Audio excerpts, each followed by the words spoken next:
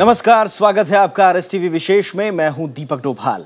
दिल्ली विधानसभा चुनाव की जंग अब दिलचस्प मोड़ ले रही है। दिल्ली की कुर्सी राजनीतिक दलों के लिए कितनी अहम है, ये बात साबित हो रही है पार्टियों की आए दिन बदलती चुनावी रणनीति से। कांग्रेस ने बड़े नेताओं और पूर्व मुख्यमंत्रियों को प्रचार मैदान में उतार दिया है, तो बीजेपी ने भी 122 सांसदों को तैनात कर दिया है। आज बात होगी कार्यकर्ताओं को केजरीवाल ने कौन सा फरमान जारी किया, और हमेशा की तरह बात होगी कुछ सीटों पर जनता के बुनियादी मसलों और वहां पर सियासी तस्वीर की। तो आइए शुरू करते हैं आरएसटीवी विशेष दिल्ली की जंग। तो दिल्ली चुनाव में एक दूसरे की आक्रामकता को देखते हुए हर सियासी दल अपनी चुनावी रणनीति बदलने में लगा हुआ है। बीजेपी हाल ही में कुछ चुनावों में जितने भी हुए हैं उनमें जीतती आ रही है, लिहाजा दिल्ली को बीजेपी ने आन का मसला बना लिया है। 16 साल बाद सत्ता में वापसी के लिए पार्टी ने अपने सभी बड़े नेताओं को दिल्ली के प्रचार में झोंक दिया है। इनमें संगठन के नेता हैं, सरकार के मंत्री हैं और साथ ही साथ 122 सांसद शामिल हैं। और यही नहीं, पार्टी इस बार घोषणा पत्र नहीं बल्कि विजन डॉक्यूमेंट पेश करने जा रही है। बीजेपी दफ्तर पर चहल पहल को देखकर साफ लग रहा है कि दिल्ली चुनाव फिलहाल पार्टी के लिए सबसे बड़ा एजेंडा है।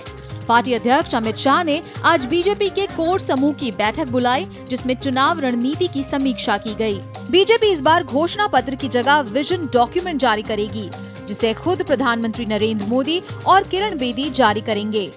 हमारा घोषणा पत्र नहीं होगा, हमारा विजन डॉक्यूमेंट होगा, जो नरेंद्र भाई के नेतृत्व में, किरण बेदी जी के अगुवाई में हम यहाँ अमल करने वाले हैं, कार्यान्वित करने वाले हैं। दिल्ली की जमीन पर पार्टी नेतृत्व ने सभी कद्दावर नेताओं को उतार दिया है। बीजेपी ने 22 केंद्रीय मंत्रियों को प्रचार का जिम्मा सौंपा है, जबकि 50 से ज्यादा सांसद भी दिल्ली की हर सीट पर नजरें गड़ाए हुए हैं। दूसरे राज्यों में जीत दर्ज करने के बाद दिल्ली में पार्टी झंडा गड़ाना चाहती है। 1998 के बाद से दिल्ली में बीजेपी सत्ता से बाहर है, लेकिन इस बार वो अपनी खोई हुई जमीन हासिल करने के मूड में दिख रही है। I'm sure BJP is the best option which the people of Delhi have realized, and I'm sure they'll come forth with us.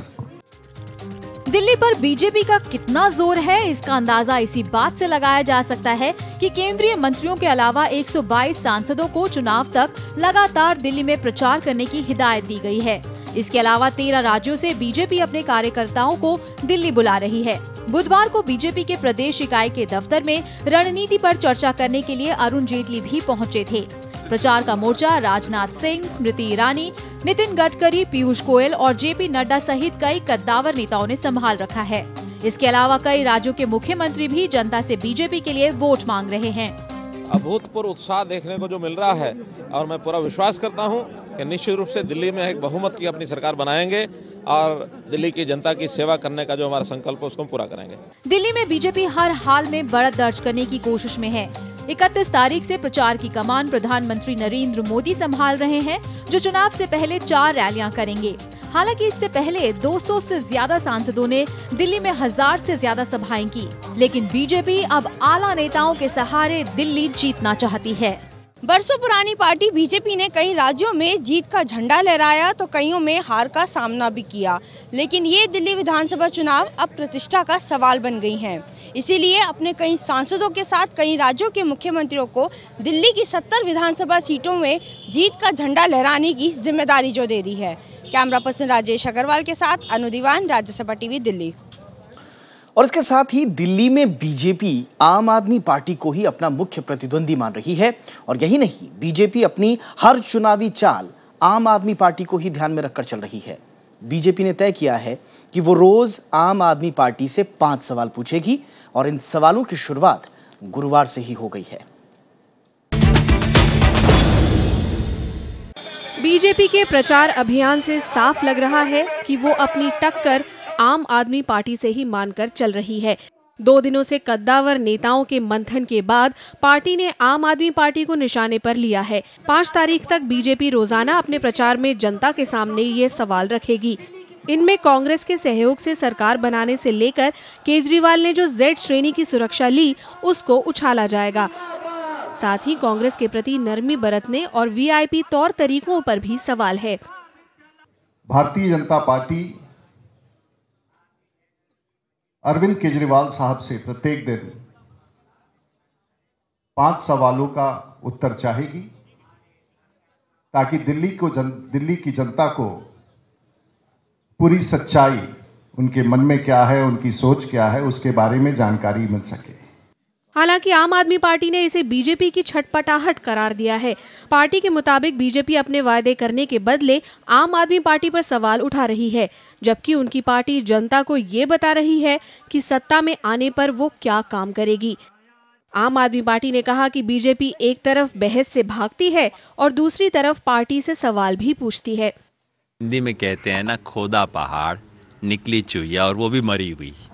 मैं भी सोच रहा था प्रेस कॉन्फ्रेंस में पता नहीं क्या सवाल उठाने वाले हैं। बीजेपी वाले दोस्तों से इतना मेरा रिक्वेस्ट है कि थोड़ा कुछ तो नया लेके आए ना। देखिए, न्यूज़ में कुछ तो न्यू होना चाहिए। इतने पुराने और बासे सवाल उठा के कैसे वो करेंगे। बीजेपी जहां अब सीधे आम आदमी पार्टी पर चोट करने का इरादा जाहिर कर रही है, वहीं आम आदमी पार्टी का कहना है कि वो किसी भी मुद्दे पर खुली बहस के लिए तैयार है। अन्नू दीवान के साथ ब्यूरो रिपोर्ट, राज्यसभा टीवी। और अब बात कांग्रेस की, तो दिल्ली के सियासी समर में कांग्रेस की चुनावी रणनीति कमोबेश बीजेपी के जैसे ही है। आक्रामक प्रचार की रणनीति के तहत कांग्रेस ने भी अपने सभी दिग्गजों को मैदान में उतारने की कोशिश की है। सभी पूर्व मंत्रियों और पूर्व मुख्यमंत्रियों को चुनाव प्रभारी बना दिया गया है। इतना ही नहीं, पार्टी ने हिमाचल प्रदेश के मुख्यमंत्री वीरभद्र सिंह को भी ये जिम्मेदारी सौंपी है। पार्टी ने आला नेताओं की रैलियों, जनसभाओं और रोड शोज की तैयारियां भी पूरी कर ली हैं। आइए देखते हैं कांग्रेस की नई रणनीति आखिर कैसी है।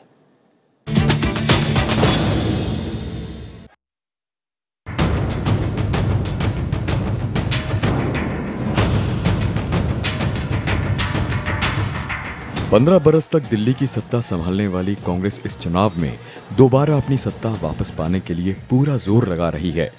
प्रचार से लेकर चुनावी रणनीति तक कांग्रेस कोई कसर छोड़ना नहीं चाहती। इसी कड़ी में बुधवार को कांग्रेस ने अपने चुनाव प्रभारियों की टीम का ऐलान किया।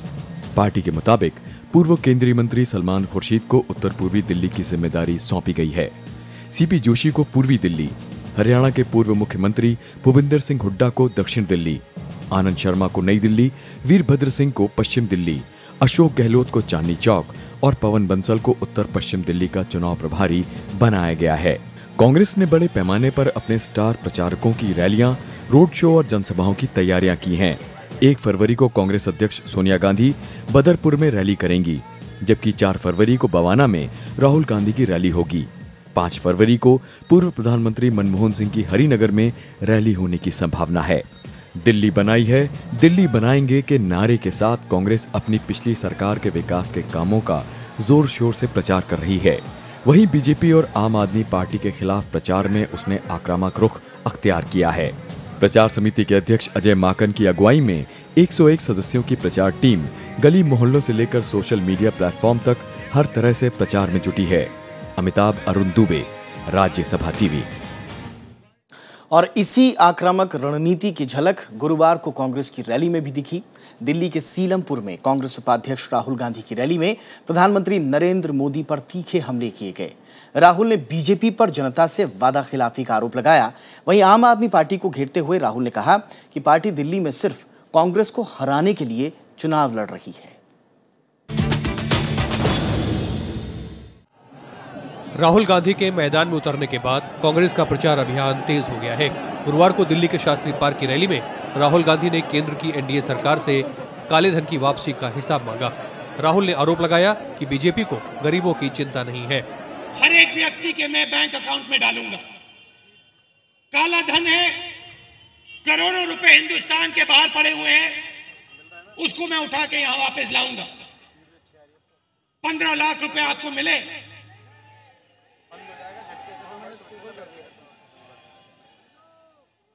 आपको नहीं मिले, मगर मोदी जी ने 10 लाख रुपए का सूट पहन रखा है। राहुल गांधी ने कहा कि दिल्ली में कांग्रेस की सरकार बनने पर नौकरियों में ठेका प्रथा समाप्त की जाएगी और गरीबों को छत का अधिकार मिलेगा। राहुल ने आम आदमी पार्टी को भी जमकर निशाने पर लिया। दिल्ली का चीफ मिनिस्टर केजरीवाल जी धरने में बैठे हुए, ऐसे सरकार नहीं चलती। रैली को कांग्रेस की प्रचार समिति के अध्यक्ष और पार्टी महासचिव अजय माकन ने भी संबोधित किया। उनके निशाने पर प्रधानमंत्री नरेंद्र मोदी रहे। हर व्यक्ति को रहने का अधिकार, कानूनन अधिकार होना चाहिए और राहुल जी के आदेश के ऊपर हम लोगों ने एक कानून का मसौदा कल बना करके आप लोगों के सामने रखा। कांग्रेस उपाध्यक्ष ने अमेरिका के साथ परमाणु करार के प्रावधानों पर भी आपत्ति जताई है। उन्होंने कहा कि परमाणु ऊर्जा संयंत्रों से किसी नुकसान की सूरत में अमेरिकन कंपनियों को भरपाई नहीं करने की सहूलियत मुहैया कराई गई है। सीलमपुर में चुनावी रैली को संबोधित करते हुए राहुल गांधी ने बीजेपी और आम आदमी पार्टी दोनों पर जमकर निशाना साधा। साथ ही अपने प्रत्याशियों के पक्ष में वोट की अपील करते हुए राहुल गांधी यूपीए सरकार के दौरान हुए विकास कार्यों को गिनवाना भी नहीं भूले। अब इसका कितना असर जनता पर पड़ता है, ये देखना काफी दिलचस्प होगा। कैमरामैन शिव कुमार के साथ रविंद्र सिंह चौरान, राज्यसभा टीवी। और कांग्रेस और बीजेपी के साथ ही आम आदमी पार्टी भी अपनी चुनावी रणनीति के तहत आगे बढ़ रही है। अरविंद केजरीवाल चुनावी रैलियों और नुक्कड़ सभाओं के साथ साथ अपने बयानों से विरोधी दलों को निशाना बना रहे हैं और इस बार उनके बयान से जो विरोधी हैं वो एक बार फिर से उलझते नजर आ रहे हैं। उन्होंने आरोप लगाया कि दूसरी पार्टियां उनके कार्यकर्ताओं को खरीदने की कोशिश में लगी हुई है।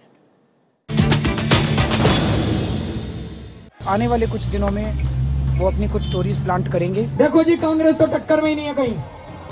7 महीने में बीजेपी वालों से रिश्वतखोरी बंद नहीं हुई। दिल्ली विधानसभा चुनाव के दौरान आए दिन नए नए बयान देना आम आदमी पार्टी की चुनाव रणनीति का हिस्सा बन गया है। कभी पैसे के बदले वोट तो कभी स्टिंग की आशंका जैसे बयान देकर अरविंद केजरीवाल विरोधियों को चैन की सांस नहीं लेने दे रहे हैं। इस बार अरविंद केजरीवाल ने बयानों के तरकश से नया तीर फेंका है। उन्होंने अपने कार्यकर्ताओं को सलाह दी है कि अगर उन्हें कोई पैसे का ऑफर दे तो वो मना न करें। केजरीवाल ने कार्यकर्ताओं से कहा कि वो पैसे देने वाले का स्टिंग कर लें ताकि विरोधियों को बेनकाब किया जा सके। काफ़ी पैसा ऑफर कर रहे हैं, किसी को 30,000, किसी को 1 लाख रुपए, और उन्हें तोड़ने की कोशिश कर रहे हैं। मैंने अपने सारे वॉलंटियर्स को यही मैसेज दिया है कि अगर कोई आए तो उससे पैसे ले लो और उसका स्टिंग कर लो, और स्टिंग की कॉपी हम आप लोगों को दे देंगे। अरविंद ने इससे पहले विरोधियों पर आप कार्यकर्ताओं का फर्जी स्टिंग ऑपरेशन करने का अंदेशा जताया था। उन्होंने किसी पार्टी का नाम तो नहीं लिया, लेकिन उनके साथ कांटे के मुकाबले में चल रही बीजेपी ने तुरंत पलटवार किया। बीजेपी ने अरविंद केजरीवाल पर चुटकी लेते हुए उन्हें स्टिंग ऑपरेशन का महारथी बता दिया। जो स्टिंग ऑपरेशन का दिल्ली में मास्टरमाइंड है, अगर वो अपनी ऐसी आशंका जाहिर करे जिस तरह से झूठ के मास्टरमाइंड है, उसी तरह से दिल्ली के अंदर अगर किसी व्यक्ति ने अविश्वास समाज के अंदर पैदा किया है तो वो केजरीवाल हैं। इससे पहले पैसे लेकर वोट देने वाले बयान के बाद अरविंद केजरीवाल को चुनाव आयोग से कड़ी फटकार मिल चुकी है। केजरीवाल चुनावी रैली में हालांकि अब वो बयान तो नहीं दोहरा रहे हैं, लेकिन पैसों से ही जुड़े इस बयान के बाद वो एक बार फिर आयोग की नजर में आ गए हैं। Bureau report, Rajya Sabha TV. और इस बीच दिल्ली में बीजेपी की मुख्यमंत्री पद की उम्मीदवार किरण बेदी को चुनाव आयोग से राहत मिली है। बेदी के पास 2 वोटर आईडी होने वाले मामले में चुनाव आयोग ने उन्हें क्लीन चिट दे दी है। किरण बेदी जी के दोनों आईडी कार्ड निकले हैं। इलेक्शन कमीशन ने कहा है कि जांच होगी, इसकी जांच होनी चाहिए। ये धोखा देने के बराबर है और इलेक्शन कमीशन को इस पे कार्रवाई करनी चाहिए। दिल्ली में बीजेपी का चेहरा बनने के बाद से ही किरण विरोधियों के निशाने पर रही। विरोधियों ने इस बार उन्हें घेरने के लिए डबल वोटर आईडी कार्ड का मसला उछाला। बात चुनाव आयोग तक भी गई और आयोग ने मामले की छानबीन करने का वादा किया, लेकिन अब ये मसला सुलझता नजर आ रहा है। चुनाव आयोग ने साफ किया है कि बेदी ने पहले ही एक पहचान पत्र रद्द करने की अपील आयोग के पास भेज दी थी। आयोग ने साफ किया है कि किरण बेदी सिर्फ उदय पार्क से मतदाता है, जो मालवीय नगर विधानसभा सीट के तहत आता है। किरण बेदी का दूसरा मतदाता पहचान पत्र ताल कटोरा लेन के पते पर दर्ज था, जो नई दिल्ली विधानसभा सीट के तहत आता है। आयोग के मुताबिक इसे रद्द करने का आवेदन वो दे चुके हैं। ऐसे में ताल कटोरा लेन वाले पहचान पत्र को रद्द कर दिया जाएगा। कुल मिलाकर किरण बेदी के खिलाफ डबल वोटर आईडी का मामला आयोग की क्लीन चिट के बाद शांत होता नजर आ रहा है। Bureau report, Rajya Sabha TV. और फिलहाल रुकते हैं एक छोटे से ब्रेक के लिए, लेकिन ब्रेक के बाद जानने की कोशिश करेंगे दिल्ली के दंगल में आखिर क्या है अल्पसंख्यक वोटरों का मिजाज। देखते रहिए विशेष। आप देख रहे हैं विशेष, और विशेष में बात हो रही है दिल्ली विधानसभा चुनाव की। तो दिल्ली के भीतर मुसलमानों की कुल आबादी भले ही 13% के आसपास हो, लेकिन कई सीटें ऐसी हैं जहां वो निर्णायक भूमिका निभाते हैं। विधानसभा चुनाव की शुरुआत से ही दिल्ली में कांग्रेस के पक्ष में यह समुदाय लामबंद दिखा, लेकिन हाल ही के कुछ सर्वे बताते हैं कि वोट शेयर में कुछ फेरबदल देखने को मिल रहा है। आइए देखते हैं इस बार दिल्ली में अल्पसंख्यक सीटों पर क्या समीकरण है। दिल्ली के जिन इलाकों में मुसलमानों की आबादी ज्यादा है वो पुरानी बसावट वाले हिस्से हैं। यहाँ भीड़ भाड़ और गली सड़कों पर जाम की समस्या बेहद आम है। सघन आबादी ऐसे इलाकों की पहचान है, लेकिन तहजीब, खान पान और कारोबार के चलते ये मोहल्ले पूरी दिल्ली में मशहूर हैं। पिछली बार 8 सीटों पर सिमटी कांग्रेस की इज्जत बचाने में मुस्लिम बाहुल्य सीटों का बड़ा योगदान रहा। 8 में से 4 सीटें कांग्रेस ने इन्हीं इलाकों से जीती थी, लेकिन राजनीति की बिसात पर आम आदमी पार्टी के उतरने के बाद समीकरण बदले से नजर आ रहे हैं। केजरीवाल के मतलब आज हो रहा है इस इलाके में। कांग्रेस है, लेकिन कांग्रेस की सीटें आएंगी, लेकिन पहले ऐसे सीट नहीं आएंगी। हम लोग भी ये चाहते हैं कि ऐसी पार्टी आए उभर कर जो गरीब को समझ सके, आम आदमी को समझ सके। कोई भी आ रही है वो अपने मकसद के लिए, अपनी सीट के लिए आ रही है, उसके बाद पलट के करवट नहीं लेता आदमी। दिल्ली की कुल 70 में से 25 सीटें ऐसी हैं जहां मुस्लिम वोटरों की तादाद नतीजे पर सीधा असर डालती है, लेकिन इनमें से 8 से लेकर 10 सीटों पर तो उनकी वोटिंग से ही हार जीत तय होती है। 5 सीटों पर मुसलमानों की आबादी 40% से ज्यादा है। यहाँ पिछले चुनाव के नतीजों पर ध्यान दें तो मटिया महल से जेडीयू के शोएब इकबाल, बल्ली मारान से कांग्रेस के हारून यूसुफ, चांदनी चौक से कांग्रेस के प्रहलाद सिंह साहनी, ओखला से आसिफ मोहम्मद खान और सीलमपुर से चौधरी मतीन ने जीत दर्ज की थी। यानी सिर्फ मटिया महल सीट ही कांग्रेस की झोली से छिटकी थी, लेकिन इस बार शोएब इकबाल कांग्रेस में शामिल हो गए हैं, लिहाजा पार्टी मजबूत दावेदारी पेश कर रही है। पिछला 1 साल पहले की जो पोजीशन थी वो अब नहीं है। जो एक एंटी इनकम्बेंसी था वो कांग्रेस के ऊपर था, तो इसलिए वो बीजेपी और आम आदमी को चला गया। तो अभी वो बात नहीं है। पिछली बार से हमें ज़्यादा वोट मिलेंगे। आप पार्टी को पिछली बार 12-13 हज़ार वोट मिले थे, इस बार मुश्किल से 5-7 हज़ार वोट उनको मिलेंगे। इन 5 सीटों के अलावा 5 और सीटें हैं जहां मुसलमानों की तादाद 30 से लेकर 40% के बीच है। इनमें रिठाला, शहादरा, सीमापुरी, बाबरपुर और मुस्तफाबाद शामिल है। कांग्रेस की कामयाबी में इन सीटों ने अब तक अहम भूमिका निभाई है, लेकिन पिछले 2 चुनावों के बाद CSDS के सर्वेक्षण में पता चला कि अल्पसंख्यक वोटों में आम आदमी पार्टी ने सेंध लगा दी है। सर्वे के मुताबिक 2013 के विधानसभा चुनाव में 53% मुसलमानों ने कांग्रेस को वोट दिया। आम आदमी पार्टी के खाते में करीब 15% वोट पड़े, लेकिन 2014 के लोकसभा चुनाव में समीकरण पलट गया। इस चुनाव में 56% वोटरों ने आम आदमी पार्टी में भरोसा जताया, जबकि कांग्रेस के खाते में महज 39% वोट रह गए। आम आदमी पार्टी का दावा है कि अब अल्पसंख्यक पूरी तरह उनके साथ है।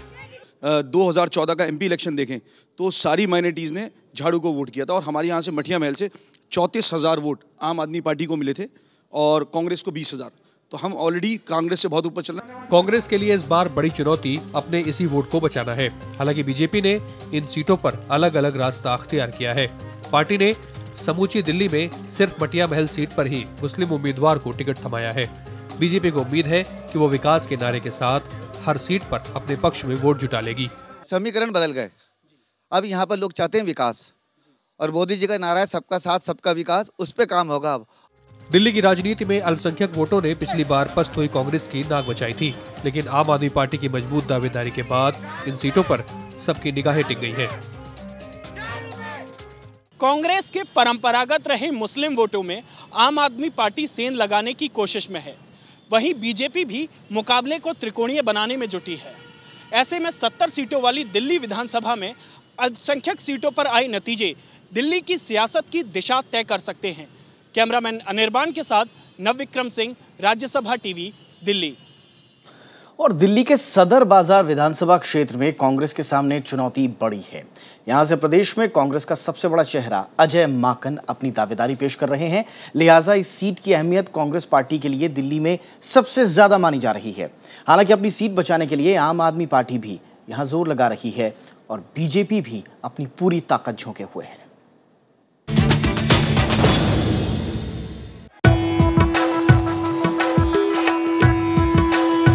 पुरानी दिल्ली की पूरी छाप समेटे सदर बाजार कारोबारी गतिविधियों के लिए मशहूर है।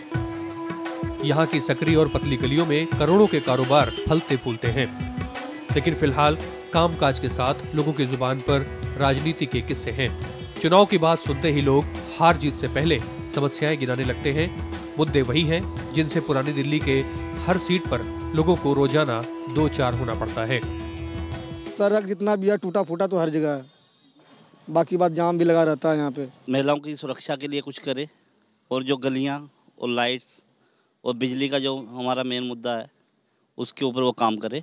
एक इलाके में हमारे कोई ऐसा कम्युनिटी सेंटर नहीं है बड़ा जिसके लिए कोई बाहर शादी कर सके, गरीब आदमी जैसे शादी कर सके। छोटा सा कम्युनिटी सेंटर है। हमारी नज़र में तो ऐसा होना चाहिए जो जनता के बीच में आए और उनके जो मसले हैं उनको हल करे और हर मतलब इंसान से मतलब मिल के चले। लोगों के पास शिकायतों के अंबार हैं, नाराजगी भी है, लेकिन चुनाव को लेकर उमंग भी। कांग्रेस का यहाँ साल भर पहले तक दबदबा हुआ करता था। 1998 से लेकर 2013 तक कांग्रेस के टिकट पर राजेश जैन लगातार 3 बार जीते, लेकिन पिछले चुनाव में आम आदमी पार्टी के सोमदत्त ने उन्हें चुनावी मैदान में एक पटकनी दे दी। लेकिन कांग्रेस इस बार अजय माकन जैसे कद्दावर नेता को मैदान में उतारकर अपनी खोई जमीन वापस करने में जुटी है। बीजेपी 1998 से यहाँ जीत का स्वाद नहीं चख पाई है, लेकिन बदले हालात में यहाँ वो पूरे दमखम से उतर रही है। 15 साल में विकास होता तो नगर निगम में क्यों हारे, एमएलए की असेंबली में क्यों हारे और लोकसभा में क्यों हारे। पिछली बार बहुत कम समय मिल पाया था, तो जो एजेंडा है हमारा उसी को ही हम कंटिन्यू करेंगे। पिछली बार हमारी पार्टी सत्ता में थी और इस वजह से बहुत सारी अनाप शनाप चीज़ों को वायदा किया जा रहा था, जो कि इन दोनों पार्टीज को मौका मिला और ये दोनों पार्टीज डिलीवर नहीं कर पाई। अब जो है हम इनसे पूछ रहे हैं, आपको मौका मिला, आप डिलीवर नहीं कर पाए, तो कांग्रेस को ही क्यों ना चाहें। दिल्ली का विकास हो जो 15 साल से रुका हुआ था, और 1 साल का पीरियड जो है 49 दिनों का जो आम आदमी की पार्टी की सरकार का पीरियड था, उससे दिल्ली की जनता बड़ी परेशान थी। तो हम विकास के मुद्दे पर चुनाव लड़ेंगे। सदर बाजार में करीब 1,53,000 मतदाता है और उनके सामने विधायक चुनने के लिए 13 उम्मीदवारों का विकल्प है। छोटी पार्टियों की दावेदारी को भले ही बड़े दल गंभीरता से नहीं ले रहे हों, लेकिन वोट का छोटा हिस्सा भी यहाँ नतीजे पलटने के लिए काफी है। पिछली बार इस सीट पर 1000 से भी कम वोटों से हार जीत का फैसला तय हुआ था। लिहाजा दूसरे नंबर पर रहने वाली बीजेपी और जीतने वाली आम आदमी पार्टी अपनी दावेदारी को कमतर नहीं आंक रही। लेकिन कांग्रेस के लिए सबसे वीआईपी सीट में तब्दील होने के बाद सदर बाजार के नतीजे पर सबकी निगाहें अभी से टिकी हुई हैं। विपिन चौहान, राज्यसभा टीवी। तो देश विदेश के मुद्दों पर राज्यसभा टीवी की विशेष पेशकश जारी रहेगी। दिल्ली चुनाव के दौरान हम विशेष में रोज दिखाएंगे दिल्ली की सियासी तस्वीर। फिलहाल आज विशेष में इतना ही। दीजिए इजाजत और देश और दुनिया के बाकी हाल के लिए देखते रहिए राज्यसभा टीवी। नमस्कार।